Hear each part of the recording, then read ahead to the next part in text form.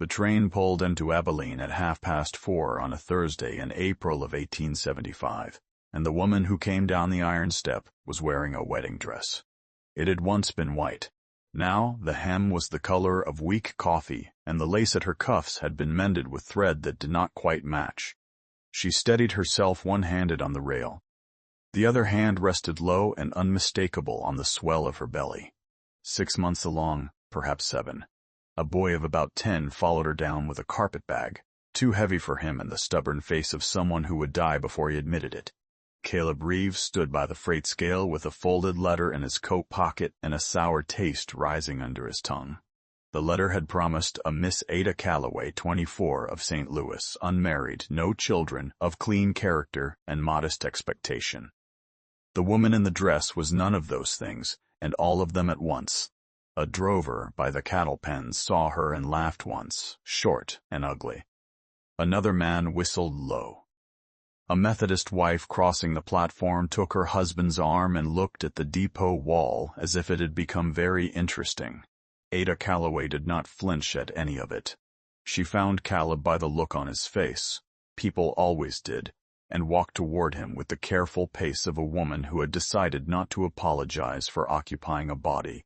"Mr. Reeve," she said. Not a question, ma'am. She glanced down at herself, at the dress, at the boy, at the belly, and back up at him. Her eyes were the color of river stones. "I imagine you have questions. 1 or 2. Ask them inside.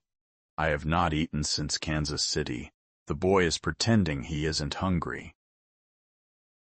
"I am not pretending," the boy said. "Hush, Samuel." Caleb picked up the carpet bag. It weighed about what a saddle weighed, and he did not ask why.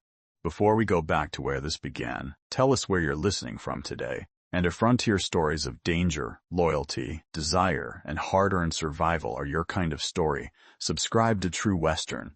The drover's cottage was loud with cattlemen up from Texas, the season's first herds being weighed along the Kansas Pacific. Caleb took a corner table near the window where he could keep an eye on the street. Habit. He had been a deputy U.S. Marshal for 9 years before he turned to running cattle, and a man does not unlearn the trick of sitting where the door is. He ordered 3 plates. The boy ate like a wolf. The woman ate slowly, the way people eat when they have learned manners from a book and intend to use them. "My name is Ada Calloway," she said between small bites. "That part of the letter is true." "What parts aren't?" "My age. I am 28. She set down her fork. "And the rest?" Caleb waited. Silence in his old line of work did more than any badge. "The child is not my husband's," she said. "I have no husband. I had a man. He is alive, and he is a coward, and I do not wish to speak his name in this room. Boy yours? Samuel is my brother. Our mother passed in February. There was no one else." She said it the way people in that country said the well went dry. A fact, not a complaint. He turned the coffee cup in his hand, a habit of his when thinking, running his thumb around the rim of whatever he was holding. A cup, a cartridge, the brim of his hat. "Your letters were good," he said. "You wrote about the prairie like you had seen it, about a man's loneliness like you knew the shape of it." "I have read a great many books, Mr. Reeve, and I have known loneliness. You answered an advertisement for a wife. Yes, in a wedding dress. For the first time the polite mask slipped. What was underneath was tired and very young, and beneath that, very angry. "I left St. Louis in a hurry," she said. "I did not have the luxury of choosing a wardrobe. I own this dress because I was to have been married last September. The man died of cholera in October. In case you were wondering whether I am the kind of woman who poisons men, I wasn't. You were. Everyone is. I wore it because it was the warmest thing I owned, and because I would not pack it, and because I would not leave it for the landlord to sell. It is, Mr. Reeve, the most expensive thing I have ever touched. I was not going to arrive in Kansas pretending I had options." Caleb looked at the dress again, at the careful mending, at the ghost of what it had been. "All right," he said. She blinked. "All right what? All right, you'll come out to the place tonight. There's a room. The boy can sleep in the loft. We'll talk about the rest in the morning. You haven't asked me what else I lied about. You did. Most people do, when they're scared. We'll get to it. He paid the bill. On the way out, Samuel looked up at him and said, very serious, "Are you going to send her back?" "No, son." "Good," the boy said, "because she has nowhere to go." Ada closed her eyes a moment, as if the boy had struck her clean across the face. The ranch lay 9 miles southwest of town, on a fold of grass between 2 creeks. 300 head of mixed stock, a sod-roofed bunkhouse, a frame house Caleb had built himself. The winter his wife died of milk fever. He did not mention his wife on the ride out. Ada did not ask. The wind smelled of last year's hay and new mud.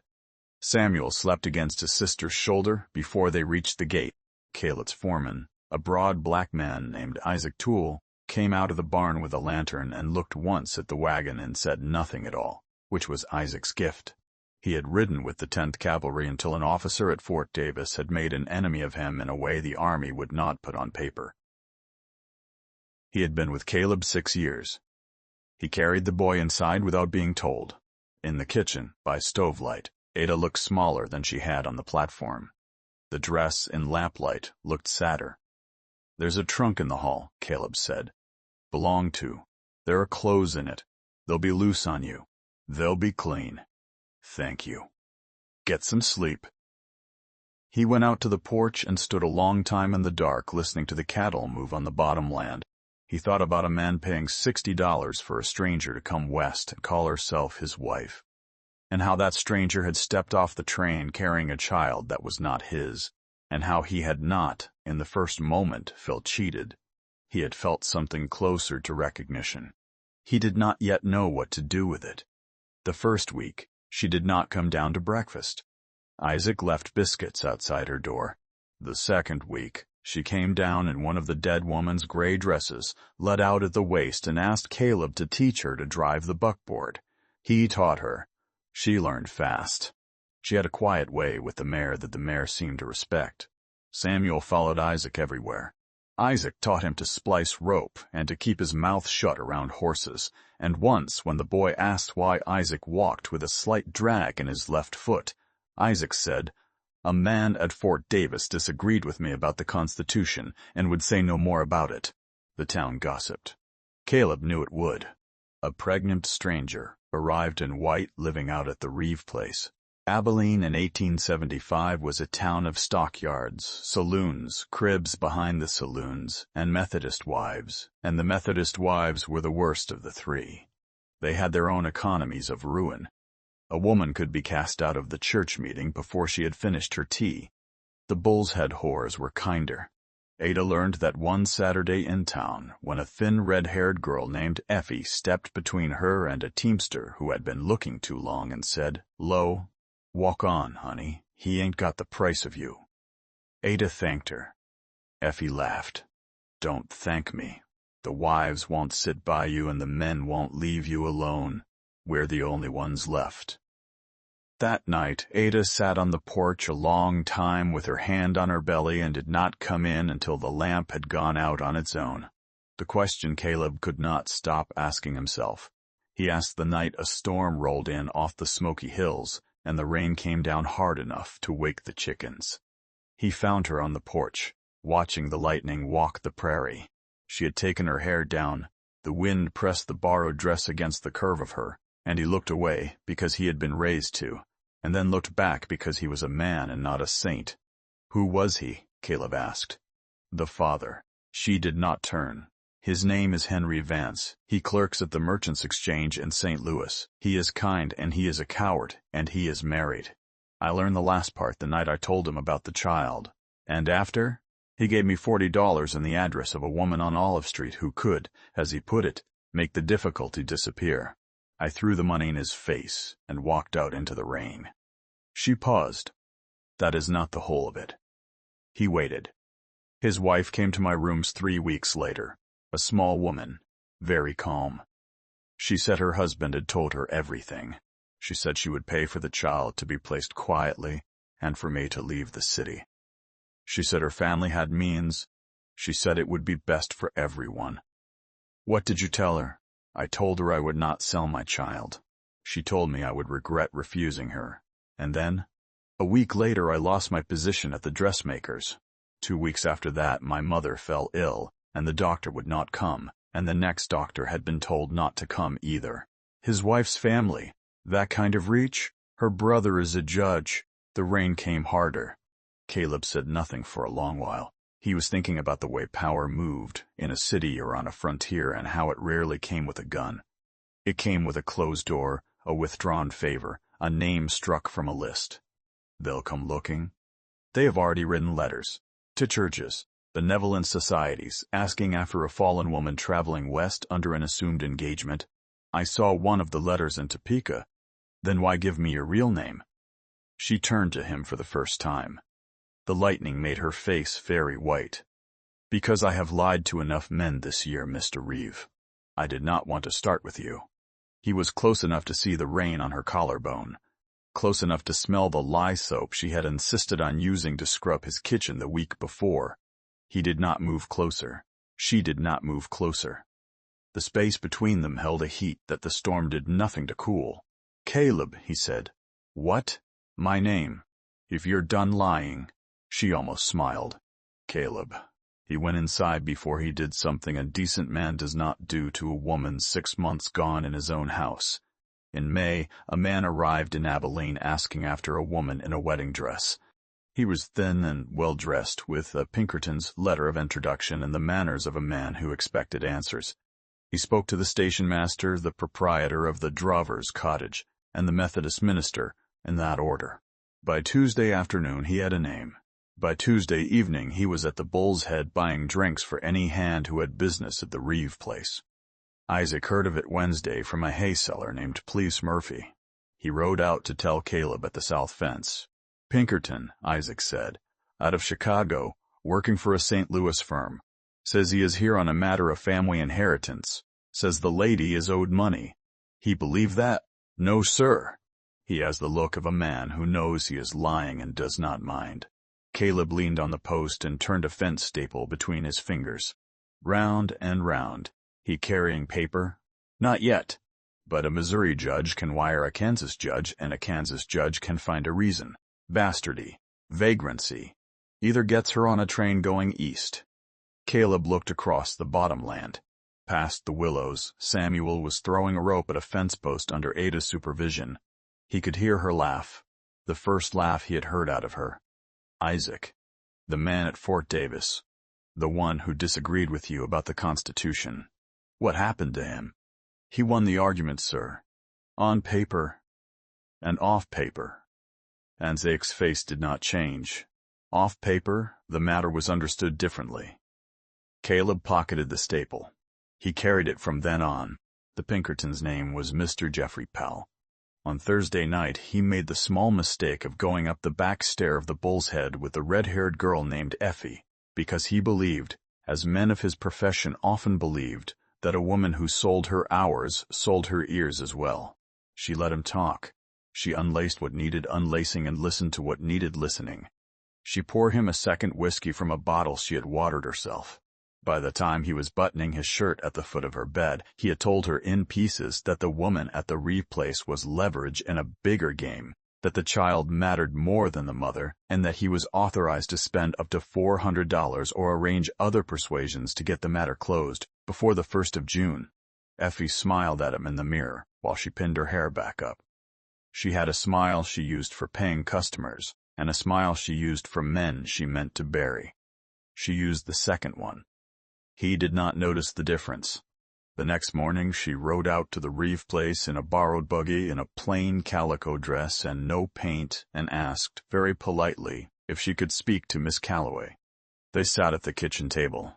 Effie said her piece plainly, the way a woman tells another woman what a man has said when he believed himself unheard. Ada listened. Her hand stayed on her belly the entire time. Caleb stood by the door and turned the staple in his pocket. When Effie was finished, Ada said, "Why are you telling me this?" Effie thought about the question. "Because I know what it costs to be the leverage," she said.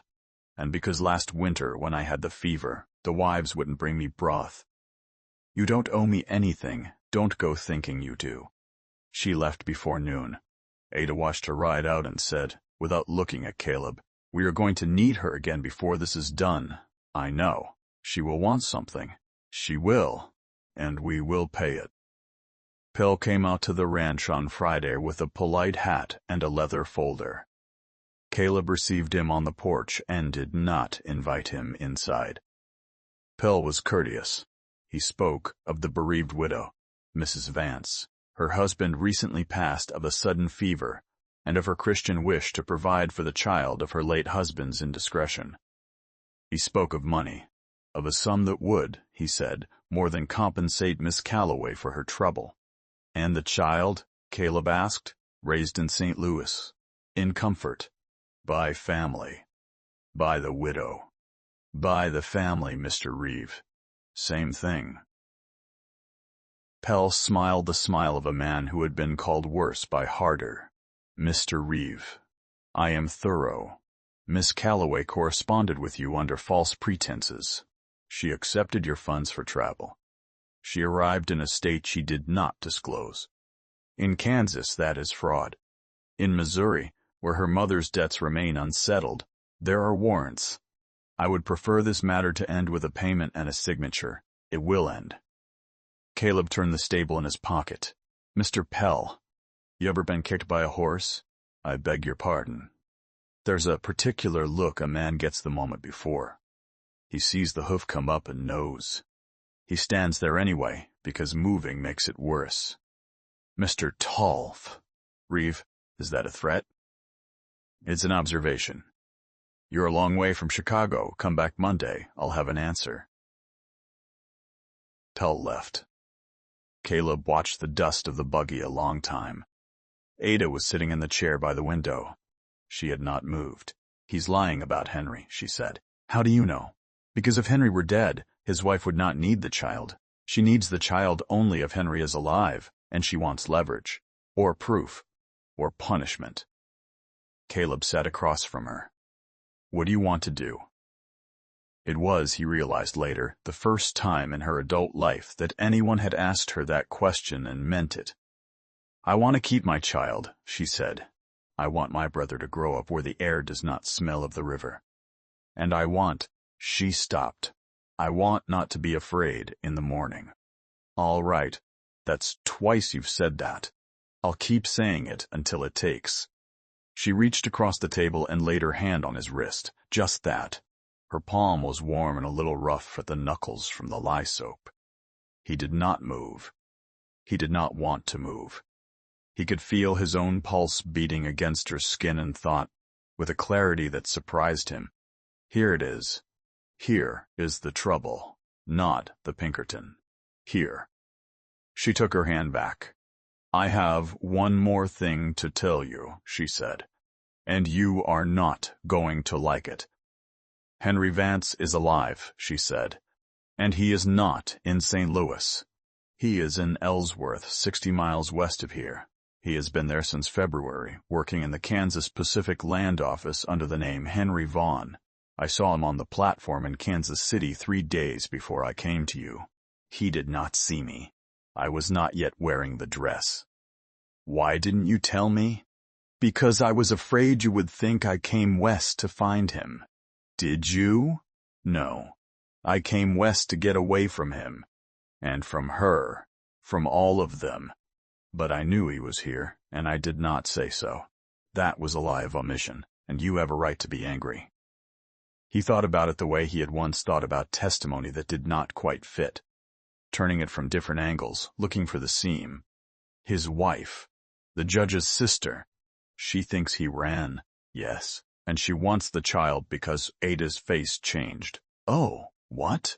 Because if she has the child and she has me, she has proof of his adultery. She can have the marriage annulled on her terms. She inherits everything.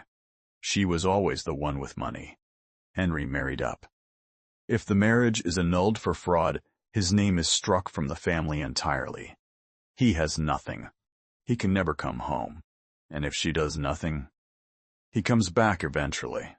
He is a coward. He always comes back. Caleb stood. He walked to the window. The prairie was the green it only stays for 2 weeks in May. So, Pell isn't here for you. He's here for the child, to be used as a knife. Against Henry, yes. And Henry doesn't know. No. Caleb turned. Then we have something they don't, he said. We have him. The plan was Ada's in the end. Caleb refined it. Isaac kept it from being foolish. Effie carried the second piece of it. They did not ride to Ellsworth to confront Henry Vance. They rode to the telegraph office in Solomon halfway, and they sent 2 telegrams. The first was to a reporter Caleb had once helped on a horse theft case at the St. Louis Globe-Democrat, Henry Vance. Presumed missing, located alive, employed Kansas Pacific Ellsworth under name Vaughn. Inquire at land office. Confirmation available.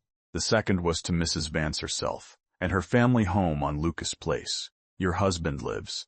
Withdraw your agent from Abilene by Monday noon, and the matter ends here. Press it, and it ends in the newspapers. It was signed a friend of Miss Calloway. Effie's part was simpler and uglier.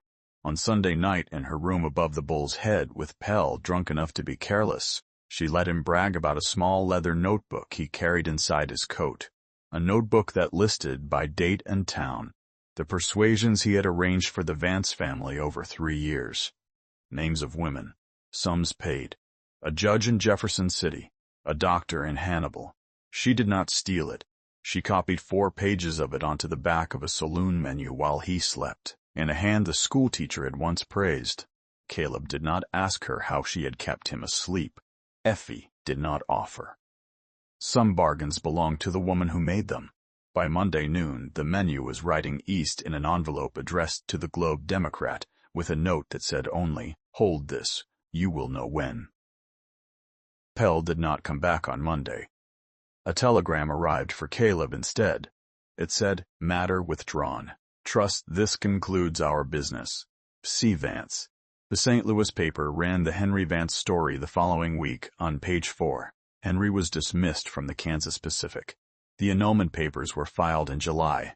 The judge, who was the wife's brother, recused himself, which surprised nobody and helped nobody. Henry drifted west and was, the last anyone heard, working a freight line out of Cheyenne and drinking more than he ate. Pell himself was found, in late June, in an alley behind the Bull's Head, beaten badly enough to lose the use of his right hand. The Abilene marshal made inquiries. Nobody had seen anything. Effie, asked directly, said only, "There are men who think a woman's room is a confessional. Sometimes the priest disagrees." The marshal wrote "unknown assailants" in his book and went home. Caleb did not ask Isaac whether he had been in town that night. Isaac did not say. There are loyalties on a frontier that do not require speaking aloud. Ada's daughter was born in early August, in the upstairs bedroom, in a thunderstorm that broke a 6-week drought. Isaac rode for the doctor. The doctor arrived too late. A neighbor woman, a Pawnee widow named Mary Walkingbird, who had buried 2 husbands and 4 children of her own, delivered the child and afterward drank coffee in the kitchen and said in English softer than her face, "She is a strong one." She came in the rain. They are the ones who stay. Ada named the child Margaret after her mother. Effie came out a week later with a bolt of yellow cotton she said had fallen off a wagon and a bottle of brandy she did not say where she had got. She held the baby a long time. When she handed her back, she said low, "Don't ever let her work upstairs of anything," and left without taking supper. Ada sat by the window after she had gone, and did not cry because she was not a woman who cried easily. But she put her face down in the yellow cotton and stayed there a long time. Caleb did not marry Ada that year. There was a quiet between them that did not need a ceremony, and a town that had, in its slow way, decided to leave them alone. The Methodist wives still crossed to the other side of the street. He no longer cared, neither did she. They were married in the spring of 1877, in the front room, by a circuit judge, with Samuel and Isaac and Mary Walkingbird and Effie as witnesses. Effie wore a green dress and sat at the back. Ada wore a plain blue one.